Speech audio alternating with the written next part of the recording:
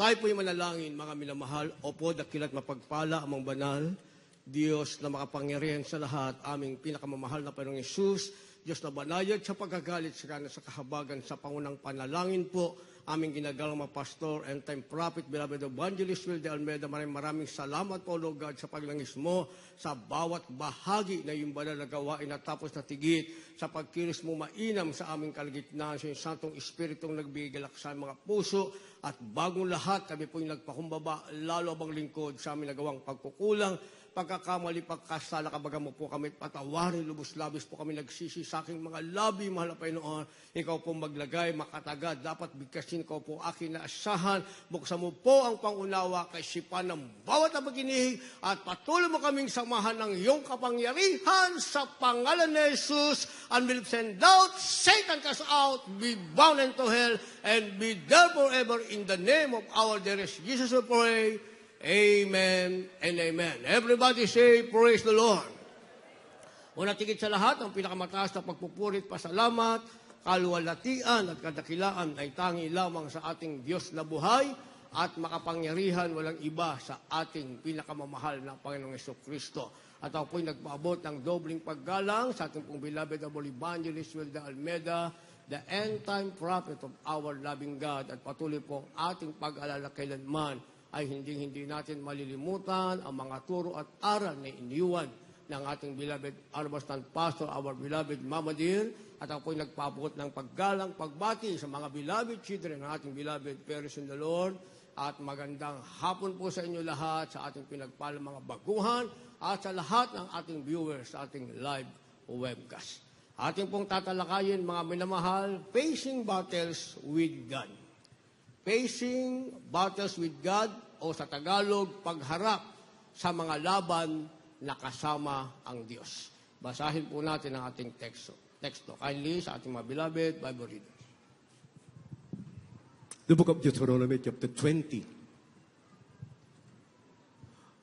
verses 1 and 4. Amen. When thou goest out to battle against thine enemies, and seized horses and chariots and a people more than thou, be not afraid of them, for the Lord thy God is with thee, which brought thee up out of the land of Egypt. And it shall be, when ye are come nigh unto the battle, that the priest shall approach, verse 4, for the Lord your God, he is he that goeth with you, to fight for you against your enemies, to save you. The gospel according to St. Luke, chapter 10, verse 19. Behold, I give unto you power to tread on serpents and scorpions, and over all the power of the enemy, and nothing shall by enemies hurt you. Verse 20, notwithstanding, in this rejoice not that the spirits are subject unto you, but rather rejoice, because your names are written in heaven. God bless you po. Kindly sa Tagalog.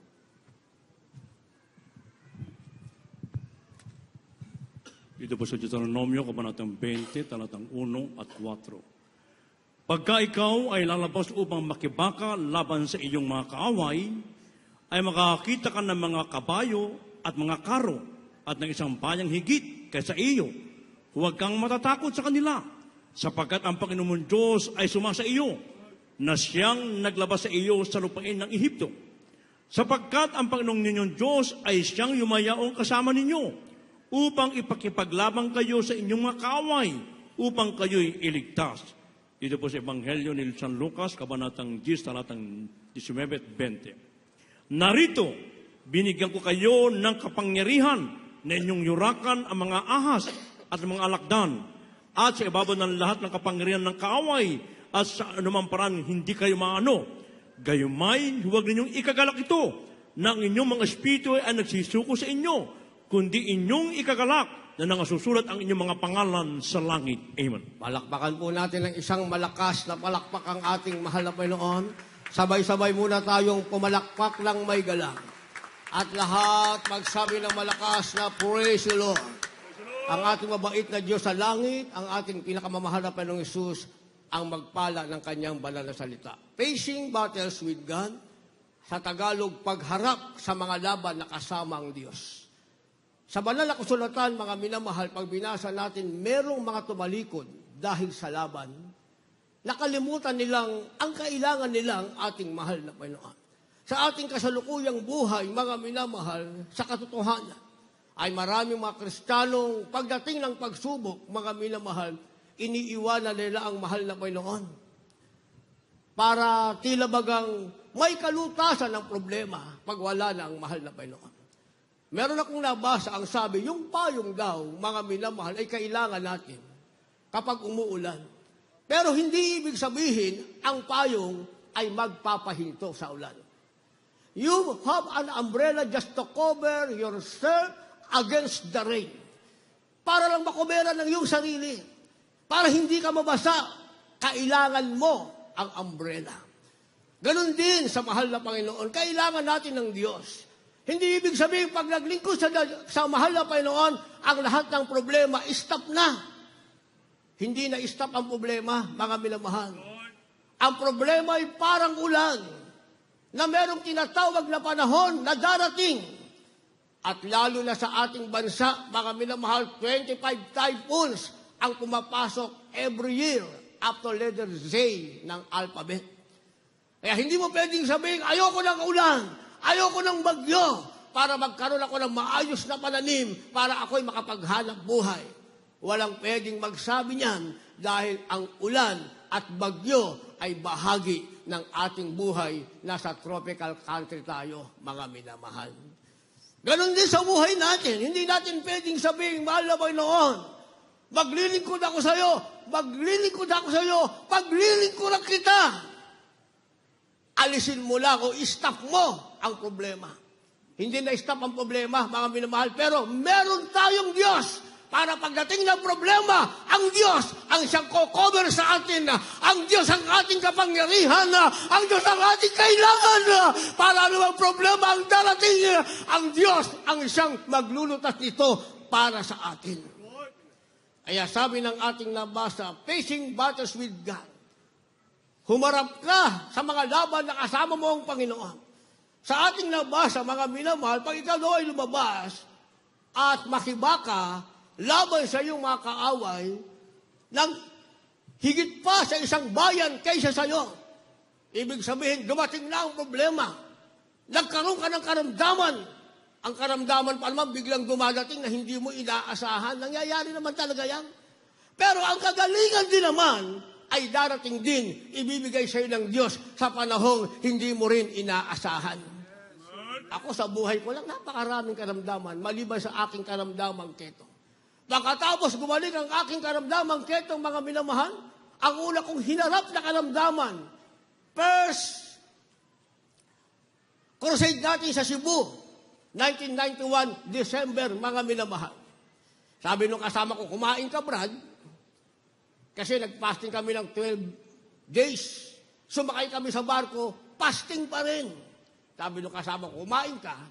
Pag di ka kumain, pagdating sa Cebu, ikaw ang ilelehans. Ay, hindi ako kumain, mga minamahal. Pagdating sa crusade natin, 3 araw na ako naglehans. Pang-4, ako na ang nalilehans. Bakit? Nagkaroon ako ng malaria, mga minamahal. December, palagi akong nanalangin, mahal na Panginoon.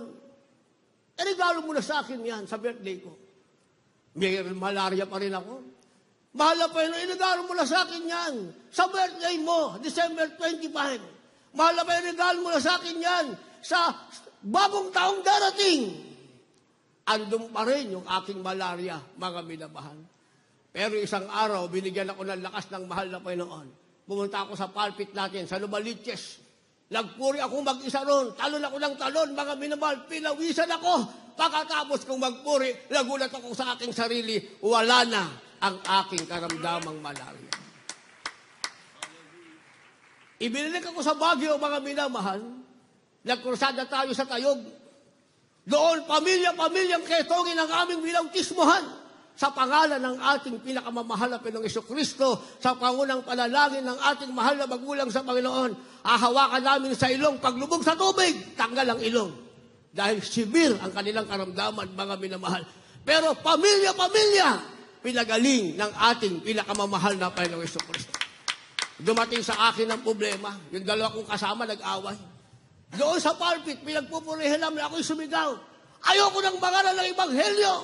Dahil nainis ako doon sa dalawa kong kasama, mga minamahal. Tagumpay ako sa nag-aaway. Bigla akong nagbamit, lost bowel, magdamag, mga minamahal. Ang naging itsura ko para akong nag-40 days. Nag-request na lang akong ihatid sa amin. Doon ko hintayin yung aking kamatayan. Pasakal ng paliit yung aking hininga, mga minamahal. Pero bago ako nalugutan ng hininga, sabi ko, mahal na Panginoon, ano man ang aking kasalanan, patawarin mo ako. Kung ako'y gagamitin mo pa, ngayon, pagalingin mo ako. Eh yung tatay ko, nag-request na ng prayer warrior. Pagdating ng prayer warrior, ang nililihas yung tatay ko. Sabi ng tatay ko, hindi ako ililihas nyo. Yung anak ko ay mawawala ng buhay. Pero pagkatapos kong manalangin sa kahabagan ng ating mahal na Panginoon, bumalik ang aking hininga, nagkaroon ako ng lakas. Pinaguling-uli ako ng ating mahal na Panginoon. At pagkatapos niyan, mga minamahal, sa Lucena naman. Fasting din ako, mga minamahal. Nakialam ako sa construction kasi gusto ko matapos kagad. Pag nakakita ko ng trabaho, gusto ko matapos kagad. Walang kain-kain, nagtrabaho ako. Tinapos namin at pagkatapos kumain ako ng ginatan. Walang laman yung aking tiyan. Bumalik uli yung aking karamdaman. Yung ako'y nagbamit, lost bowel, mga minamahal, sinundo ako ng 2 anghel. Pero ako'y nanalangin, mga minamahal, malapay noon, hindi pa ata panahon. Karakadaka, lumakas uli ang aking katawan, pinagaling ako ng ating pinakamamahal na Panginoong Jesucristo. Dumating uli ang problema at karamdaman, mga minamahal, inassign ako sa UAE, 2012. Meron akong maliit na sa aking likod. Nagpamasahe ako. Meron kami kasamang after ng service, minamasahe yung likod namin. Binigyan na namin blessing. 20, dagdag lang sa blessing niya. Tinamaan yung napakaliit na sa aking likod. Yung munggo hatiin mo sa 4, yun yung nasa likod ko. Pero masakit. Palaging masakit. Pagdating ko sa iyo, napakainit, mga minamahal. Biglang nag-activate yung aking cyst. Lumaki kasi laki ng aking kamao. Kaya nag-request akong umuwi na sa Pilipinas. Pag uwi ko sa Pilipinas, severe yung aking karamdaman. Bakit? Yung baso hindi ko kayang buhatin. Walang lakas yung aking katawan. May bukol yung aking likod kasi laki ng aking kamao, mga minamahal. Muli akong nanalangin, mahal na Panginoon. Hindi na po ako magpapaliha sa aming ginagalang mahal pastor. Pero sa panalangin ng aming ginagalang mahal pastor, sa iyong kahabagan, kung ako'y kukunin mo na, nakahanda na ako. Itong panahon ito, nakahanda na ako. Pero kung ako'y patatawarin mo pa sa lahat ng aking mga kasalanan, sabi ko muna, pero tanggapin mo ang aking kaluwasan ng biyaya. Subalit patawarin mo ang aking mga kasalanan sa pangunang panalangin na aming ginagalang mga pastor. Walang hospital kung paano ang ketong ko pinagaling mo. Walang doktor na hahawak sa akin. Ikaw ang magpapagaling sa akin. Pagkatapos kong manalangin, grabe ang aking galak. Naramdaman kong tumugon ng mahal na Panginoon. Nagpasting ako ng 7 days, 2 meals. Alas 5 ng hapon, kumakain na ako, mga minamahal. Pagkatapos ng 7 days, pumutok. Nagkaroon ng 4 na butas yung aking bukol, mga minamahal. And that was 2012, September. September ako nung umuwi, mga minamahal.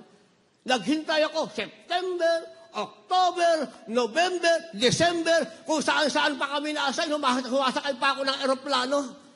Ang kapatiran, pag ako'y nakita, akbayan ako, napakalakas ng kanyang hampas sa aking likod.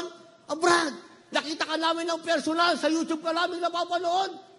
Nakangiti ako, pero ang sakit ng aking likod. Ang nakalakay sa likod ko, 3 tuwalya.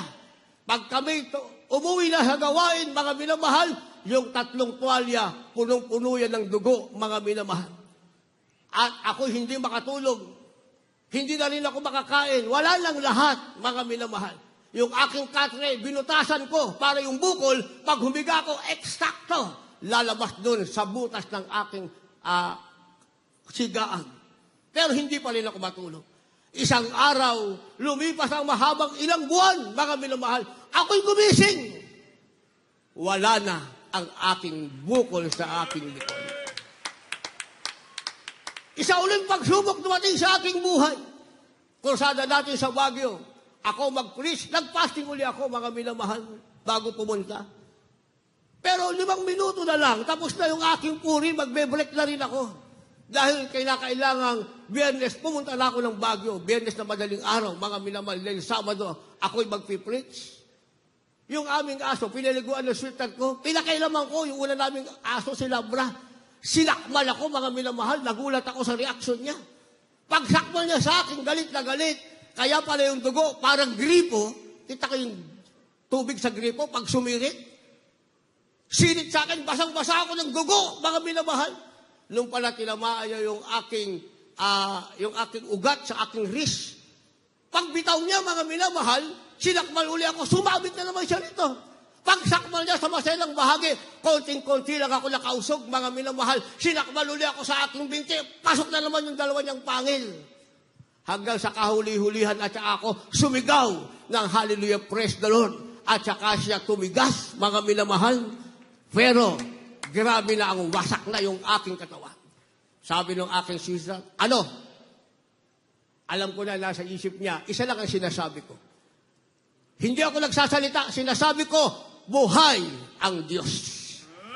Linisin mo, hugasan mo, sabulin mo. Sabi niya uli, buhay ang Diyos. Nagpahinga lang ako, mga minamahal. Bumangon na ako ng madaling araw, nagbiyahe ako papuntang Baguio. 6:00 ng umaga o 5:30 rather ng umaga, nasa Baguio na kami. At diretso kami sa krusada. Isa lang ang sinasabi ko, hindi ako nagsasalita. Hanggang preaching, pinatotoo ko nangyari sa akin. Pero sabi ko, ako'y narito ngayon. Bakit? Diyos, ang ating Diyos ay buhay. Pagkatapos ng preaching, counseling, umuwi, mga minamahal, 2:00 na madaling araw, pumunta ako sa aming lalo na ako sa aming tahanan. 10:00 ang ating gawain dito, mga minamahal. Diretso ako sa gawain. Andito yung ating beloved General Pagdilaw, kasama yung asawa niya.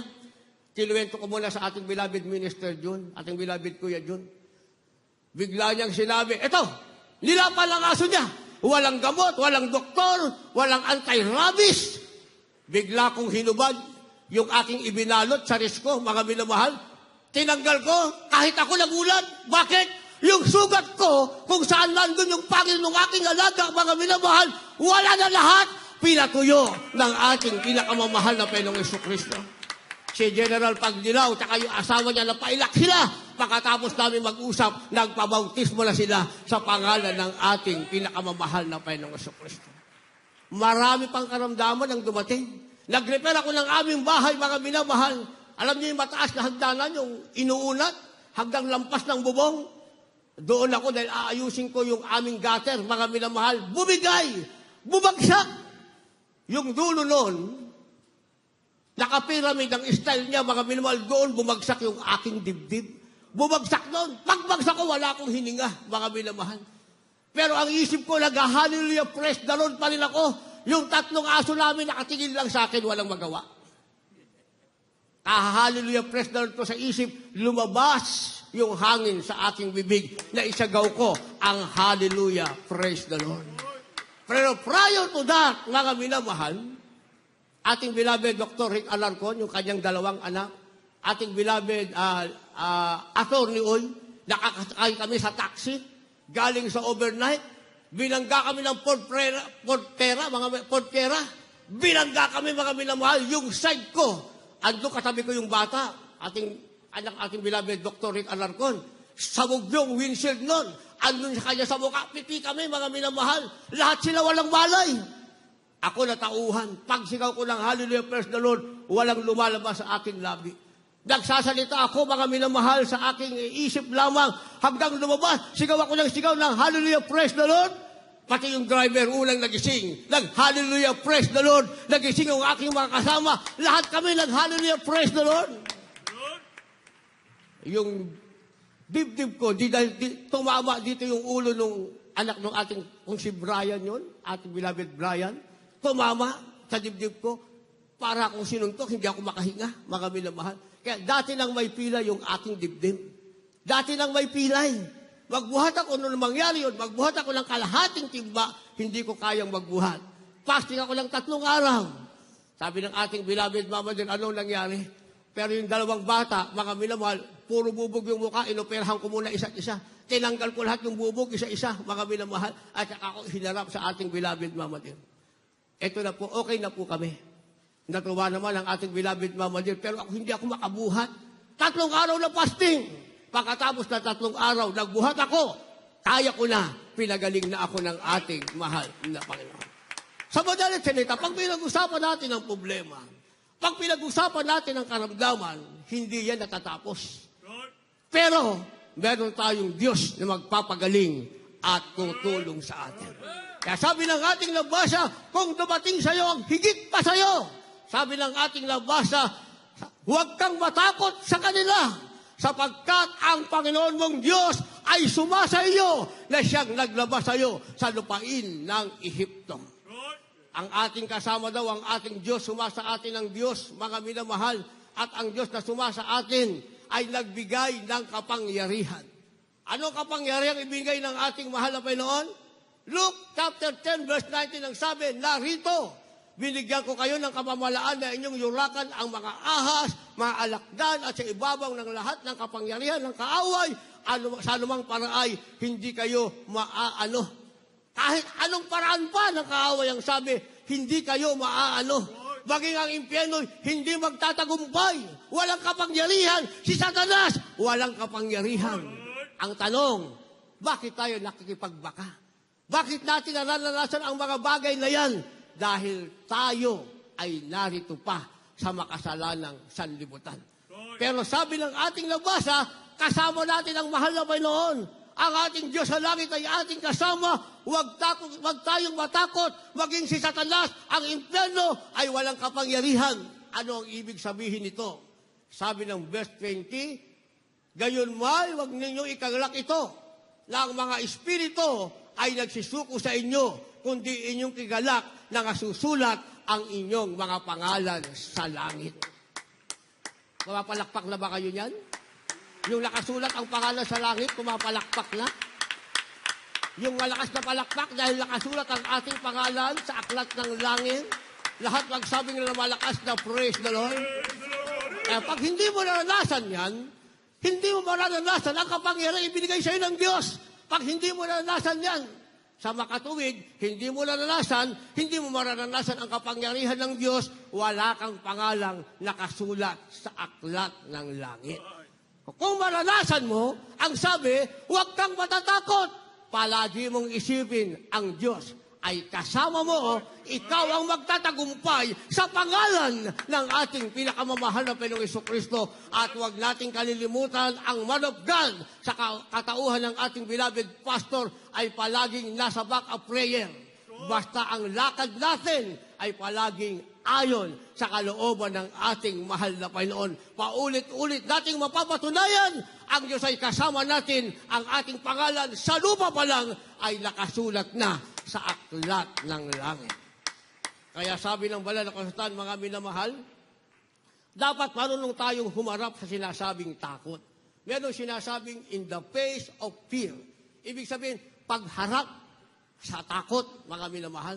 Ang takot kasi, that is sabihin natin, portion ng ating emotion. That is a portion of our emotion. Yung sinasabing fear, mga minamahal. Kasi tao tayo eh. Kaya nga kailangan natin ng Diyos. Parang ulan, mababasa ka. Kahit naman may payong ka, mababasa ka naman, mga minamahal. Pero hindi ka lubusang mababasa dahil meron kang proteksyon sa umbrellang hawak mo. Ganon din naman, mga minamahal. Bahagi ng ating emotion, yung takot. Pero dahil andyan ang takot, higit na andyan ang ating mahal na Panginoon, kaya mas magandang harapin natin ang takot na kasama natin ang ating pinakamamahal na Panginoong Jesucristo. Basa, kayo po. From the Gospel according to St. Matthew, chapter 14, verse 27 and 28. But straightway Jesus spake unto them, saying, Be of good cheer.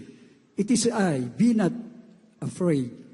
Verse 28. And Peter answered him and said, Lord, if it be thou, bid me to come unto thee on the water. Amen. From the book of Acts, chapter 14, verse 22, confirming the souls of the disciples and exhorting them to continue in the faith, and that we must through much tribulation enter into the kingdom of God.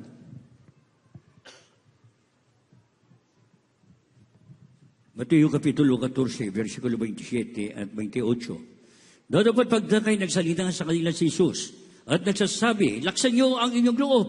Ako nga, huwag kayong mga takot. At sumagot sa kanya si Pedro at nagsabi, Panginoon, kung ikaw nga ay paririan mo ko sa inyo sa ibabaw ng tubig, dito po sa Gawa 14:22, na pinatitibay ang mga kaluluwa ng mga alagad at inaaralan sila na nagsipanatili sa pananampalataya at sa pamagitan ng marami mga kapigatian ay kinakailangang magsipasok tayo sa kaharian ng Diyos. Palakpakan po natin ang ating mahal na Panginoon, sabay-sabay na palakpak na may galak, at lahat magsabing ng malakas na praise the Lord. In the face of fear, pag binasa natin yung kasaysayan ni Pedro, mga minamahal, pumunta ka. Kung nasaan ang ating mahal na Panginoon, dapat dun ka. Huwag kang hihiwalay, mga minamahal. Kaya sila Pedro ay nasa bangka, nasa boat, mga minamahal. Nakita nila ang ating mahal na Panginoon nandoon sa dagat. Silang lahat ay natakot. Ang sabi ng ating pinakamamahal na Panginoong Jesucristo, sa verse 27 ng ating nabasa, Matthew chapter 14, ang sabi, laksan ninyo ang inyong loob.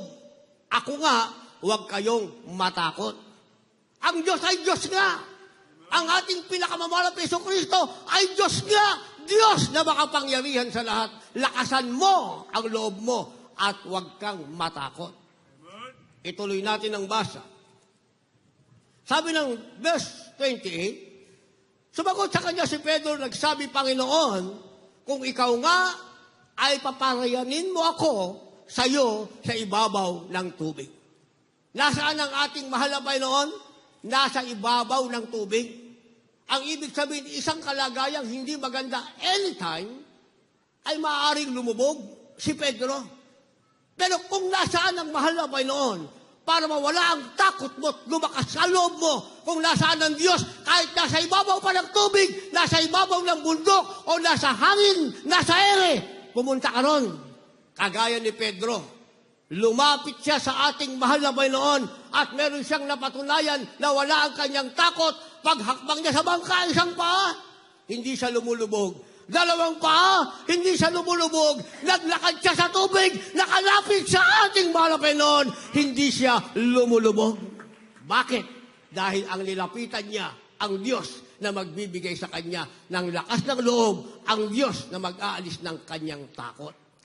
Kaya ang sabi ng verse 29, at sinabi niya, halika, lumunsad si Pedro sa daong at lumakad sa ibabaw ng tubig at pumaroon kay Jesus. Sa madaling salita, nakalapit si Pedro sa ating mahal na Panginoon. Saan siya naglakad? Inilapit ba ang bangka? Nilagyan ba ng tulay? Hindi po. Si Pedro ay naglakad sa ibabaw ng tubig. Bagamat delikado, alam niyang siya'y lulubog, ang pupuntahan niya ang ating mahal na Panginoon, nakita niya ang kapangyarihan ng ating pinakamamahal na Panginoong Jesucristo. Anilagyan natin ang supporting verse, mga minamahal. Ano ba sa akala natin ang pagpunta sa langit? Sabihin natin, magaling na karamdaman ko, pupunta na ako sa langit, taga-langit na ako. Lutas na ang problema ko, masaya na ang aking buhay, sagana na ang aking buhay. Nakapag-aral na yung aking mga anak, may makadominium na, may kanya-kanya ng pamilya. Naglilingkod naman kami sa Diyos, pupunta na kami sa langit. Yun ba ang nakalagay sa banal na kasulatan? Hindi yun ang nakalagay sa banal na kasulatan. Ano ang nakalagay sa banal na kasulatan? Sabi ng ating nabasa, Acts chapter 14, verse 22, pinatibay ang mga kaluluwa ng mga alagad. Paano sila pinatibay? Ang sabi, inaralan sila na magsipanatili sa pananampalataya. Yung aral, kailangan natin manatili sa pananampalataya. Yan ang pangaral na palagi nating napakinggan sa ating beloved Honorable Evangelist Will de Almeida, the end-time prophet of our loving God, ating beloved Almost Pastor, our beloved Mama Dear. Maging sa Talipaw, Hulu-Sulu, anong sabi ng ating ginagalang mahal pastor? Ilang porsyento ang inyong pananampalataya? Pagka 99, pugutan sila ng ulo, iwan. Pero lahat sila, ang kailangang isagot ay 100% na pananampalataya. Yun ang sinasabing pinatibay ang mga alagad sa pamamagitan ng pananampalataya. Ang sabi, sa maraming mga pagkapighatian ay kinakailangang magsipasok tayo sa kaharian ng Diyos. Saan tayo papasok sa kaharian ng Diyos? Sa magitan ng maraming kondominium, sa magitan ng maraming lupa, maraming business, maraming sasakyan, papasok ka sa kaharian ng langit. Yun nga ang mag-aalis sa'yo, papunta sa kaharian ng langit.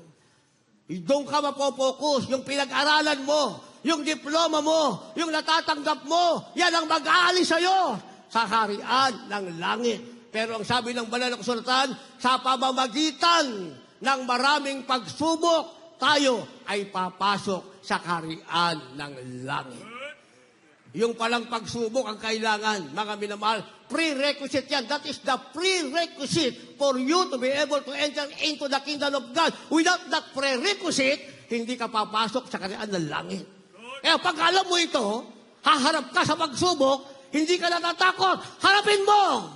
Pagsubok, harapin mo! Huwag kang palipat-lipat, huwag mong takbuhan, harapin mo! Sa pangalan ng ating mahal na Panginoon, na mamagitan ng maraming pagsubok, palagi nating alalahanin na tayo ay papasok sa kaharian ng langit.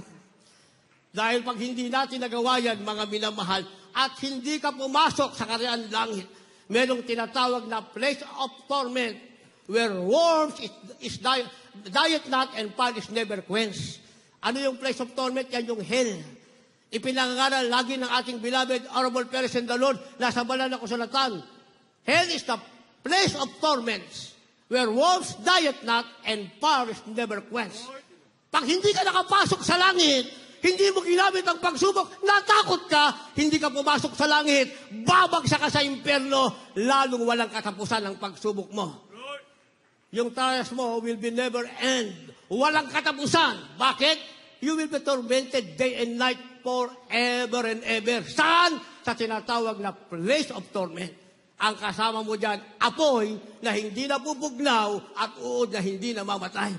Salubungin na lang natin ang sinasabing pagsubok. Sinasabing facing battles with trial, with God. Harapin natin ang laban na kasama ang ating Diyos. Ang pagsubok o ang laban, gamitin natin para tayong lahat pumasok sa kaharian ng langit. Kaya ikaw na baguhan, bakit ka nandyan? Kagaya namin. Ako'y narito, may kaitong pinagaling ng mahal na Panginoon.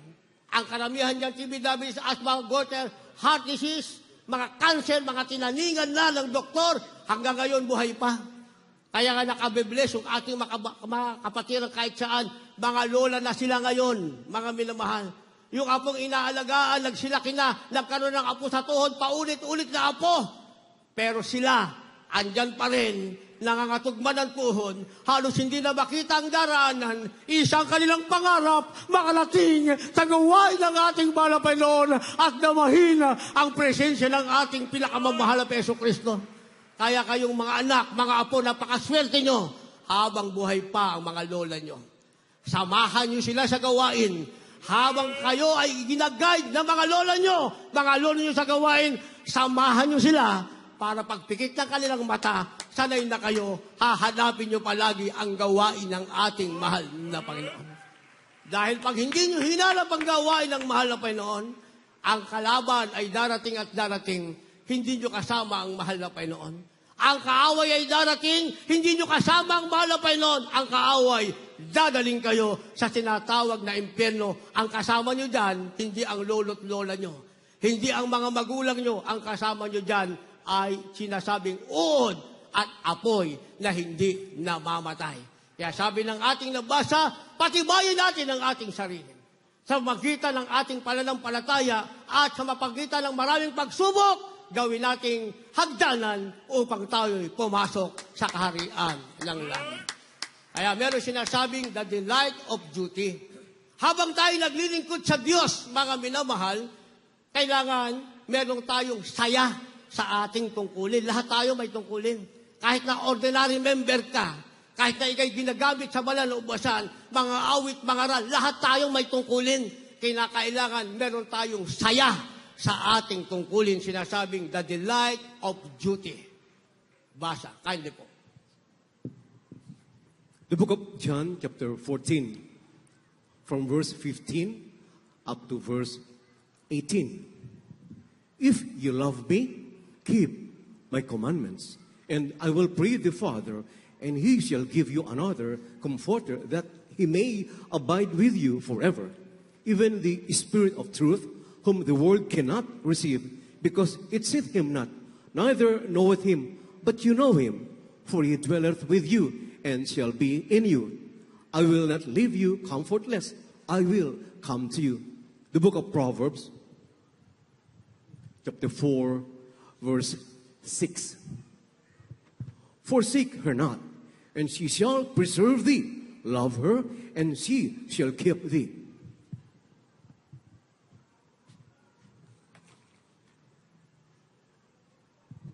Iba sa Ebanghelyo ni San Juan, Kabanatang 14, talatang 15 hanggang 18. Kung ako'y inyong iniibig, ay tutuparin ninyo ang aking mga utos. At ako'y dadalangin sa Ama, at kayo bibigyan niya ng ibang mga aliw, upang siyang suma sa inyo magpakailanman. Sa makatwid bagay ang Espiritu ng katotohanan, na hindi matatanggap ng sanlibutan, sapagkat hindi nito siya nakikita, ni nakikilala naman.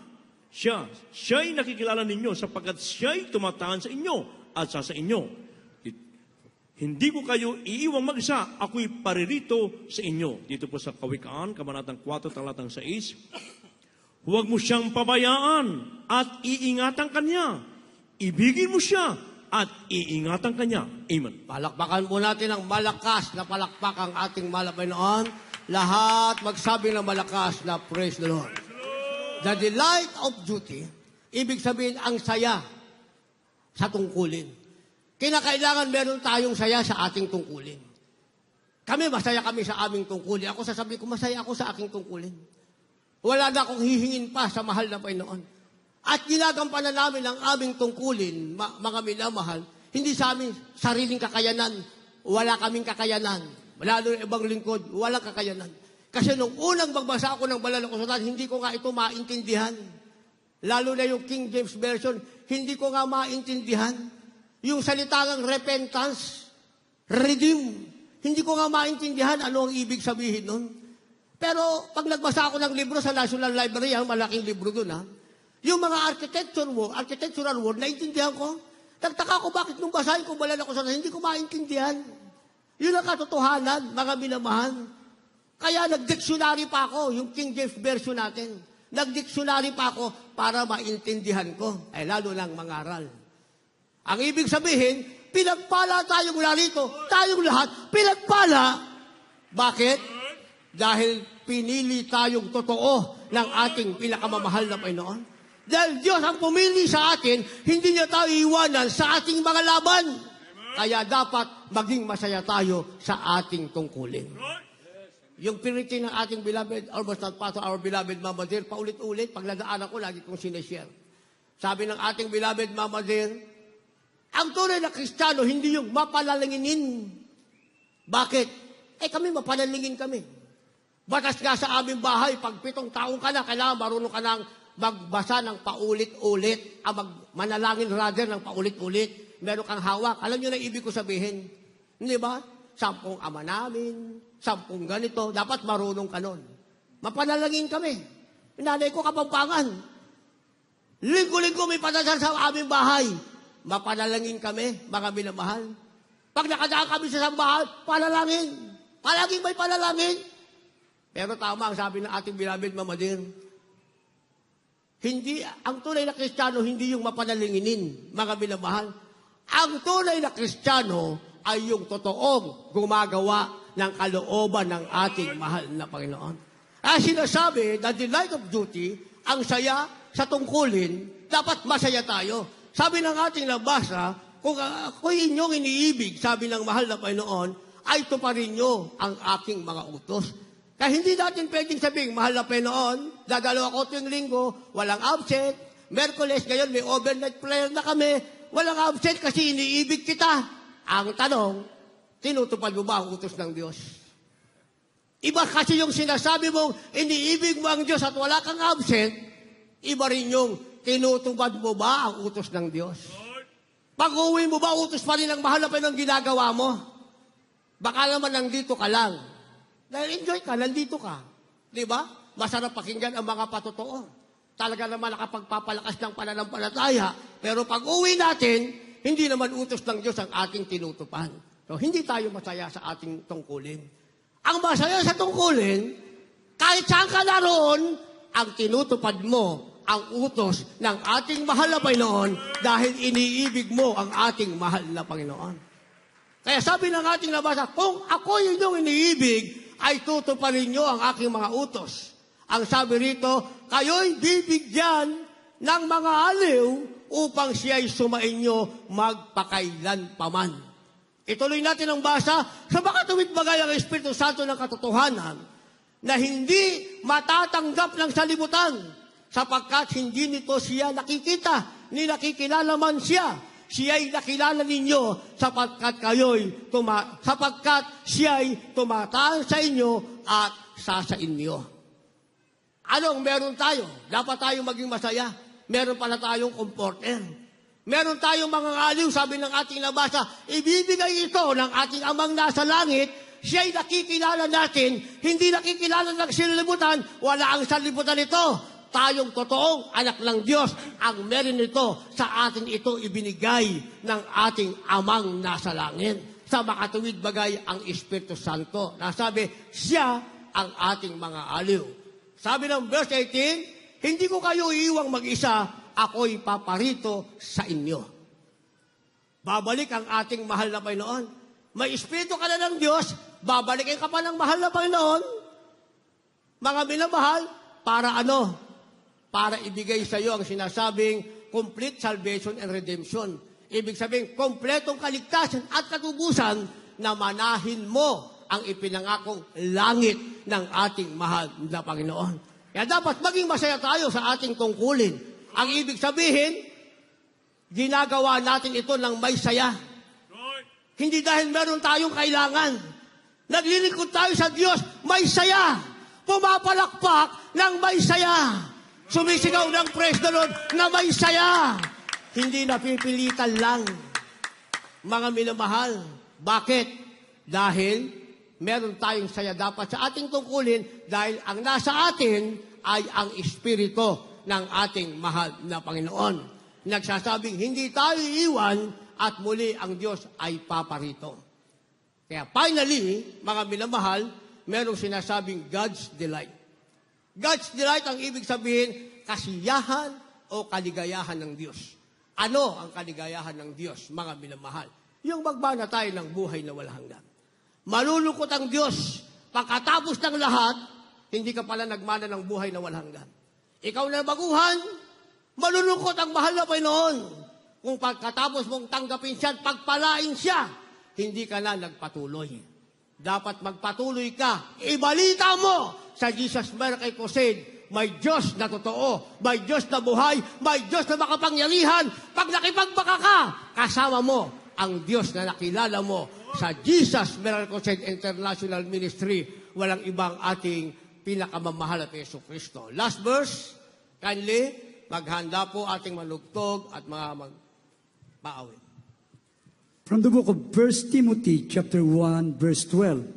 And I thank Christ Jesus our Lord, who had enabled me, for that He counted me faithful and putting me into the ministry.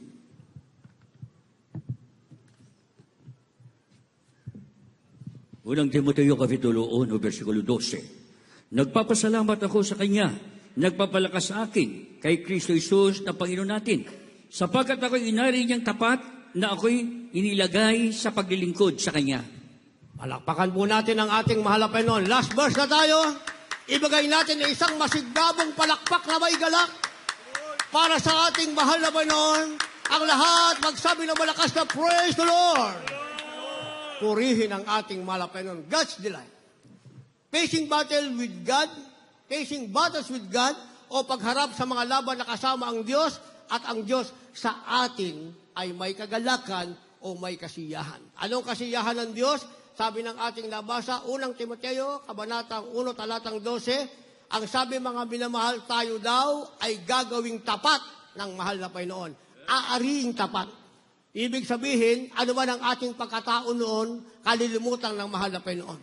Yung bago mong pagkataong ibinis ng Diyos, sabi nung ikaw ay bautismuhan sa pangalan ni si Kristo, ibinis mo si Kristo. Kaya ang tawag sa iyo, isang bagong nilalang, wala na ang lumang bagay, narito ang lahat ay pawang naging mga bago. Bakit? Dahil kasiyahan ng Diyos na tayo ay ariing ganap, ariing tapat. At ang sabi mga minamahal, tayo'y inilagay sa paglilingkod. Kasiyahan ng Diyos, dito tayo, ilagay tayo sa paglilingkod. Dahil tayo lahat mapaglingkod sa Diyos, pero sa maling paraan. Kaya para hindi masayang, kasiyahan ng Diyos, tayong lahat ay inilagay sa tamang paglilingkod. Inari na tayong tapat, inilagay pa tayo sa paglilingkod, kaya kaya nating harapin ang laban, basta kasama natin ang ating pinakamamahal na Panginoong Jesucristo. Tayong lahat ay tumayo. Makasama niyong baguhan, nasa left and right wings, mga nasa ilalim, nasa kantin na kumain, nasa garahe, sa likod, at dyan sa ating main entrance, puntahan niyo sila. Sabihin niyo sila sa kanilang, hinihintay sila ng ating mahalapin. Para pag uwi nila, kung may labanan, kasama nila ang Diyos sa kanilang pakikipagbaka sa makasalanang buhay na ito. Ihintayin natin sila sa harapan. Tayo po'y umawi. Ano man dahil ang buhay ko, hindi ako makahindi sa'yo. Ano man ang gawin sa buhay ko, ako ay susunod sa'yo. Iyan ang salitang dapat lumabas sa ating mga labi. Ako ay susunod. Ko ang aking tatahakin, hindi man madali aking susunugin. Alam kong ika'y naghihintay sa akin, pagpapalingay sa iyong May piling. Diyos na naghihintay sa atin Pagpapalingay sa iyong upang piling. tayo'y magpahingahin sa kanyang piling. At sasabihin ko ang mga butihan mo. Yes. Hallelujah. Ikaw ang Diyos na di nagpapabaya mula pa sa simula. Sa'yo ay nakita Samahan niyo ang talagang baguhan. Ihintayin natin sila. buhay at pag-asa. At ako ngayon may buhay na walang hanggan. Ngayon tayo may pag-asa, may buhay na wala hanggan. At ako ngayon may buhay na walang hanggan. Sabihin mo at aking susundin lahat ng iyong mga balakid.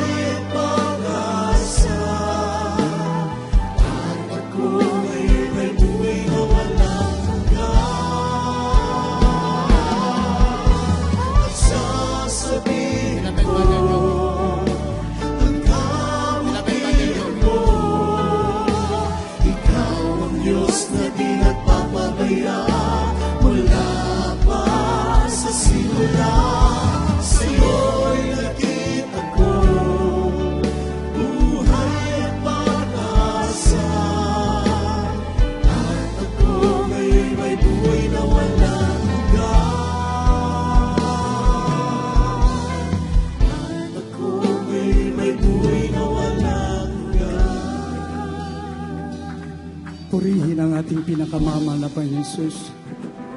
Sa lahat po ng mga narito, mga bisita, mga baguhan, maging sa mga datihan, alam natin, nakita natin na mayroong Diyos na nag-iingat, nagliligtas sa atin.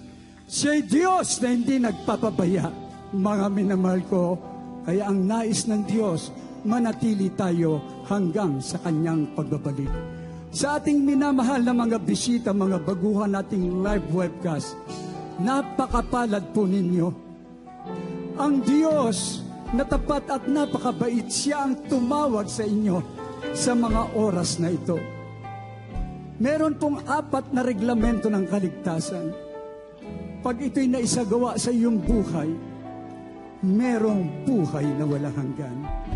Una po, kailangan mong sumampalataya sa nag-iisang Diyos na nahayag sa laman, namatay sa krus ng Kalbaryo, tinubos ang ating mga kasalanan, nabuhay na maguli upang patunayan siya ang nag-iisang Diyos. Wala nang iba kundi ang ating pinakamamahal na Panginoong Yesus.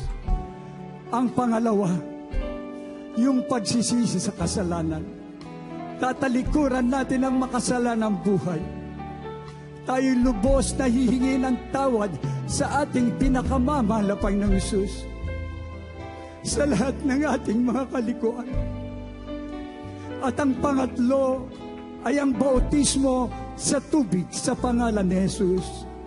Gawa 2:38, mangagsisi kayo at mangagbautismo ang bawat isa sa pangalan ng ating pinakamamahal na Panginoong Hesus Kristo sa ikapagpapatawad ng ating mga kasalanan at ating tatanggapin ang kaloob ng Espiritu Santo. Napakabait ng Diyos. Hindi na kinakailangang pahirapan natin ang ating mga sarili. Hindi na kailangang magpinitensya tayo. Ang kailangan lang daw ay sumunod tayo sa kalooban ng Diyos. Pagkatapos magsisi, ilubog sa tubig ang iyong buong katawan. Doon ka mapapatawad ng ating pinakamamahal na Panginoong Hesus. At ang pang-apat, siya mismo, ang ating pinakamamahal na Panginoong Hesus, pag nakita niya na ikaw ay sincero, sasayo ang kanyang banal na Espiritu. Ang bautismo ng banal na Espiritu, yan ay kapangyarihan. Siya ang magsasagawa niyan kung ikaw ay tapat na maglingkod at magpatuloy sa ating pinakamamahal na Panginoong Hesus. Naisagawa na po at gagawin po natin pananampalataya at pagsisisi. Itaas niyo po ang iyong 2 kamay. Sumunod po kayo sa panalangin. Yung taos-pusong panalangin. Yung magmumula sa kaibuturan ng iyong puso. Lalabas ang katagang ito, sabihin niyo po, pinakamamahal na Panginoong Hesus, narito po ako, isang makasalanan, nagsisisi, humihingi ng tawad, dakilang Ama. Patawarin mo po ako at hugasan mo po ako ng iyong banal na dugo na umagos doon sa krus ng Kalbaryo. Buong puso, tinatanggap kita bilang Diyos at Hari ng aking buhay. Pinakamamahal na Panginoong Hesus, isulat mo ang aking pangalan sa aklat ng buhay. Gawin mo po akong tunay na Kristiyano. At ako'y nangangako na maglilingkod sa iyo.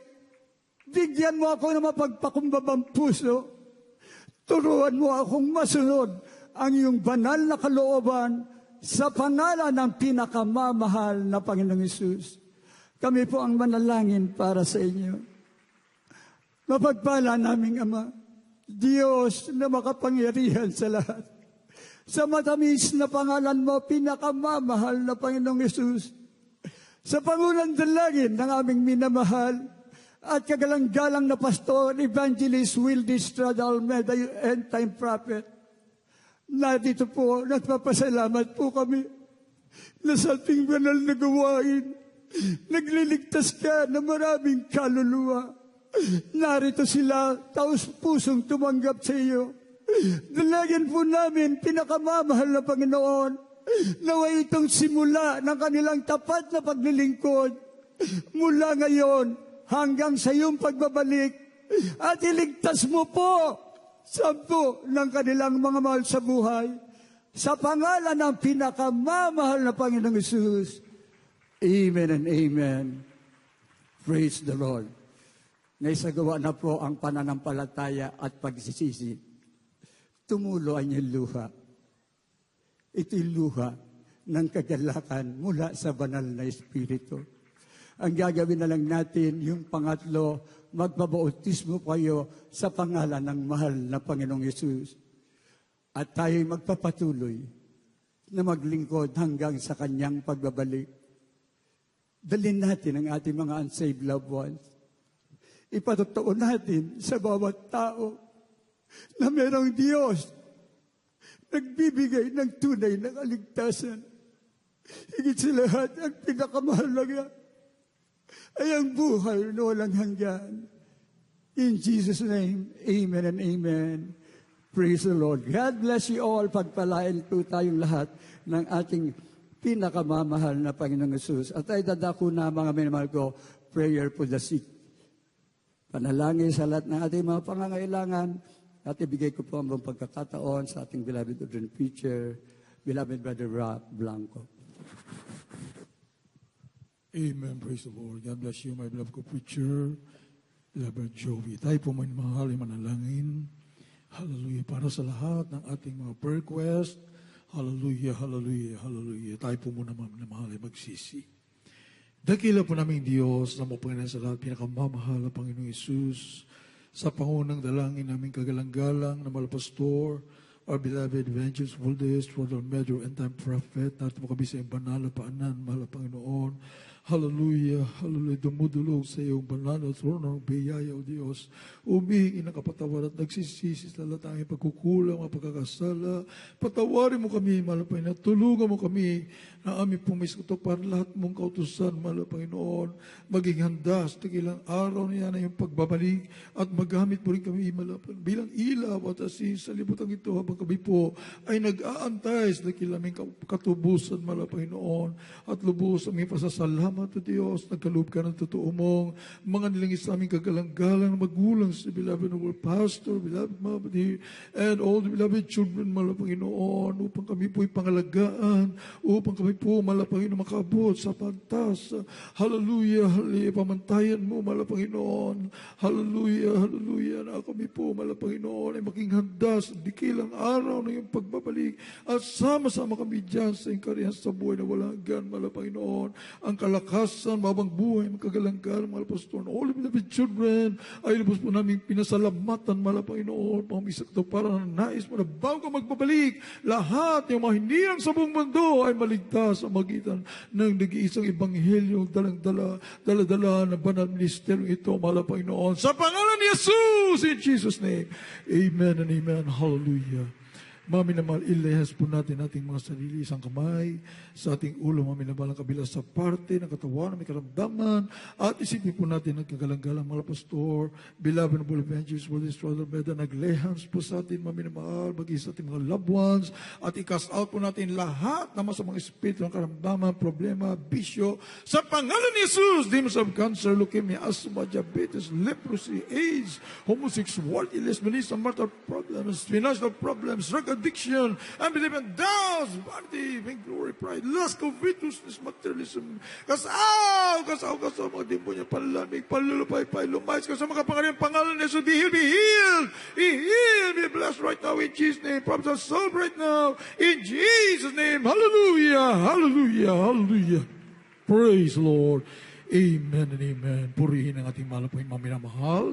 Tayo po'y magpasalamat sa ating napakabait na mahal Panginoon Jesus sapagkat lahat ng ating mga prayer request, tinugunan ng ating mahal Panginoon. Sisigaw po tayo, mga minamahal. Buong lakas, mga minamahal, ipaabot po natin sa langit, mga minamahal, ating pasasalamat sa ating mahal Panginoon. Diyan po sa taas mo sa grandstand, huwag na po tayong lulukso. Sa baba na lang po lulukso, mga minamahal. Diyan sa taas, sisigaw ng buong lakas.